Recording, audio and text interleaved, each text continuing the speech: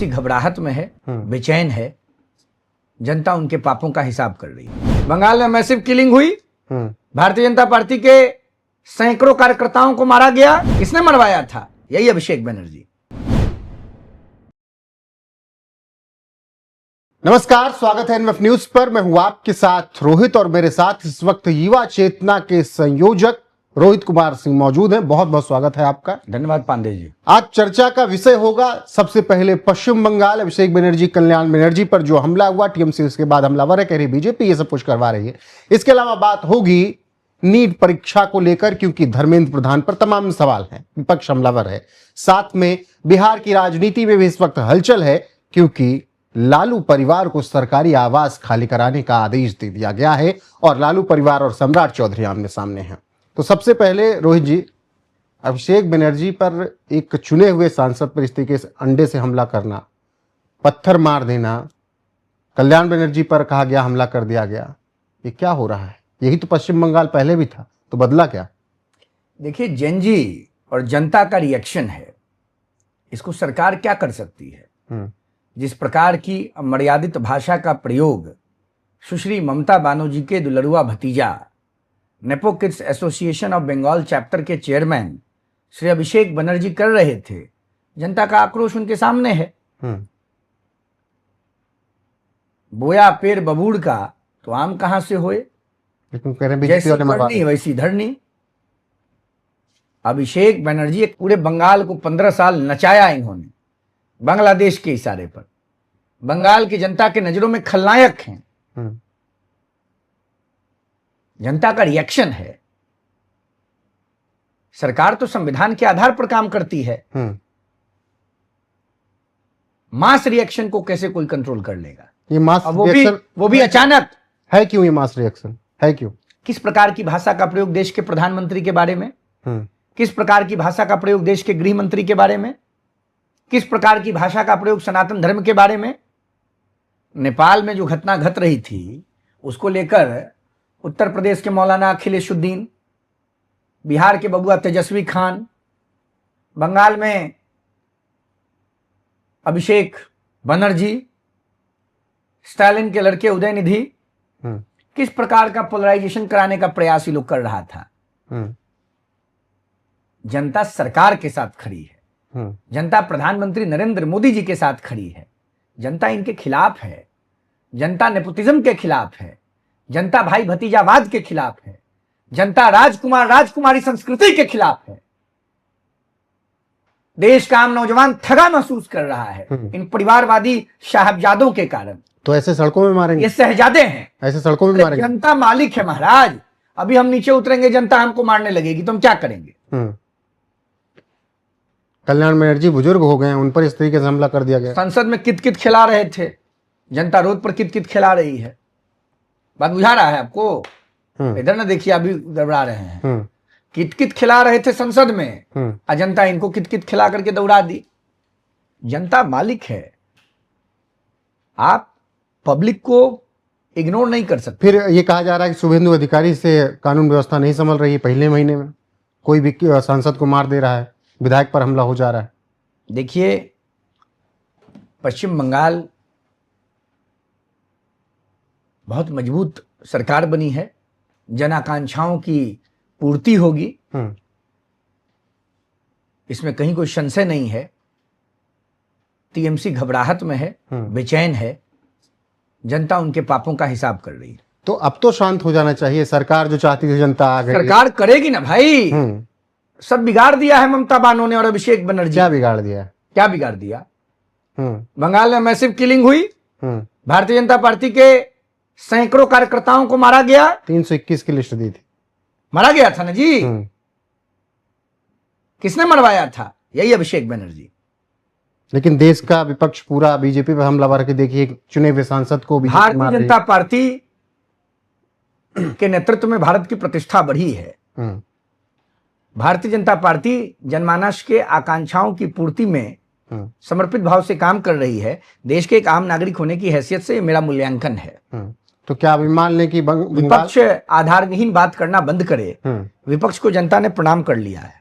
आखिरी सवाल बंगाल से, क्या ये मान लें कि बंगाल में टोलाबाजी नहीं होगी, घुसपैठिए नहीं होंगे और इस तरीके से हिंसा आगे नहीं होगी? घुसपैठी तो चड्डी बनियान पर भाग रहे हैं। कुत्ते के पूंछ पर पेट्रोल डालिएगा कहां जाके रुकता है। वैसे बांग्लादेशी, पाकिस्तानी और अफगानिस्तानी घुसपैठ भाग रहा है। संविधान का शासन आ गया बंगाल में ना। बांग्लादेशी कह रहे हैं कि अगर भगाओगे तो हम भी यहाँ हिंदुओं को मारेंगे। हैं? बांग्लादेशी कह रहे हैं अगर भगाओगे तो हम भी यहाँ हिंदुओं को मारेंगे बांग्लादेश में। कोई छू नहीं सकता है। समझ गए ना। नरेंद्र मोदी जी की सरकार है देश में। मोदी जी सबकी चिंता करते हैं। समय का इंतजार कीजिए, समय सबका जवाब देगा। समय का इंतजार इस देश के बच्चे भी कर रहे हैं। इस देश के बच्चों को चाहिए neat and clean exam. NEET ही नहीं हो पा रहा है क्लीन एग्जाम।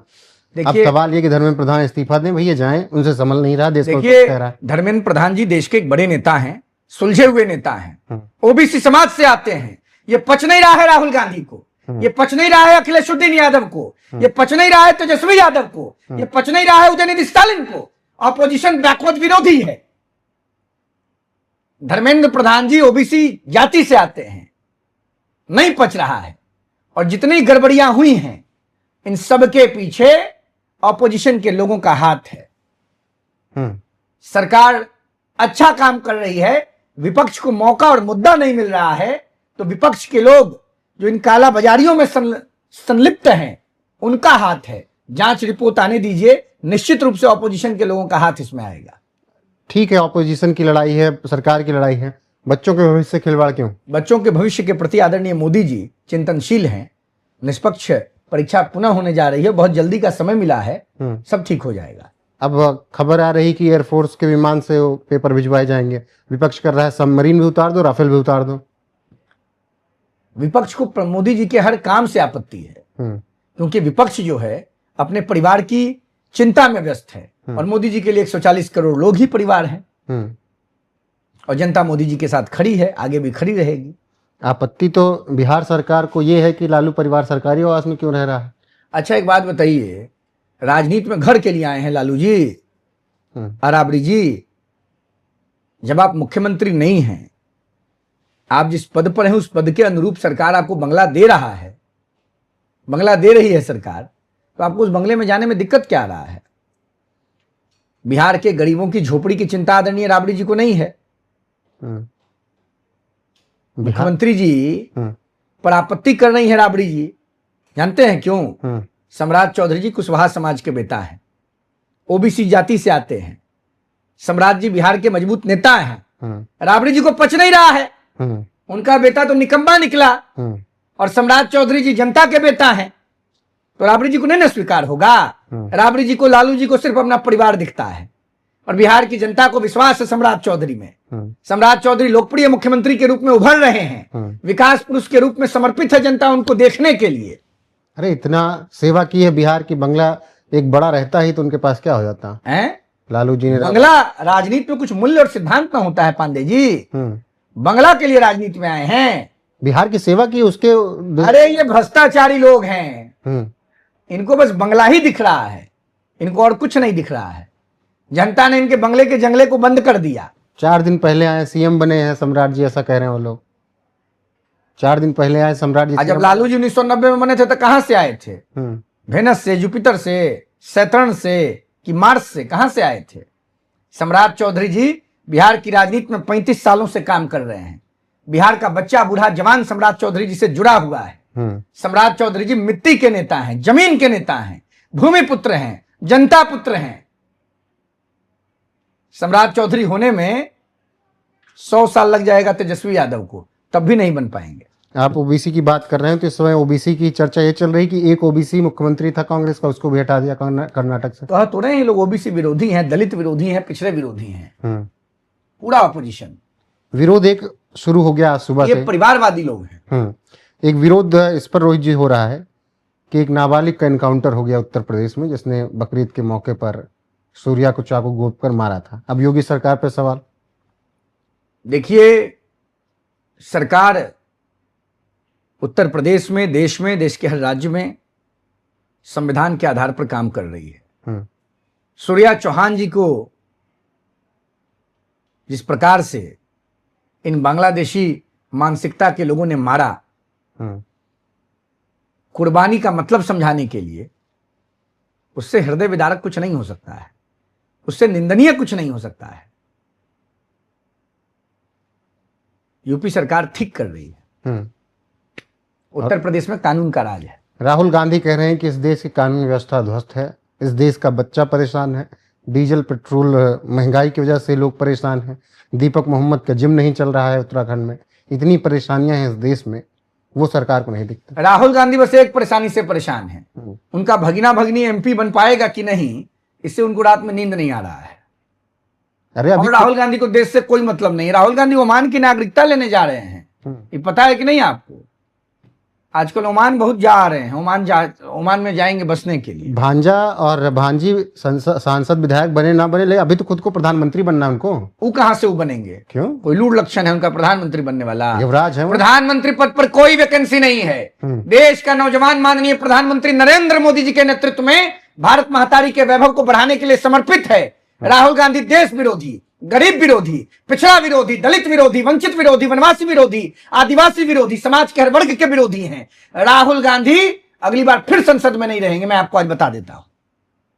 लेकिन वो तो कह रहे हैं गद्दार अमित शाह और गद्दार राहुल गांधी अपने दादा फिरोज जी के जाते हैं उनके कब्र पर फूल चढ़ाने। राहुल गांधी, जो व्यक्ति अपने दादा का गद्दार है, जो व्यक्ति अपने पूज्य पिताजी का गद्दार है, तमिलनाडु के मुख्यमंत्री विजय जी ने प्रभाकरन जी के तिथि पर दुख व्यक्त किया ना? जी बिल्कुल। जो व्यक्ति उनके बाप का हत्यारा हो, उस हत्यारे के प्रशंसक के कैबिनेट में कांग्रेस के विधायकों को मंत्री बनवा दिया राहुल गांधी ने। जो अपने बाप का नहीं, जो अपने दादा का नहीं, वो देश का नहीं, गद्दार है राहुल गांधी। लेकिन वो तो मोदी और साहब कह रहे हैं ना, गद्दार है राहुल गांधी। नरेंद्र मोदी जी देश के गणनायक हैं और अमित शाह जी देश की राजनीति के चाणक्य हैं। क्या बात करेंगे राहुल गांधी? अजय राय को जानते हैं आप? हैं? अजय राय को?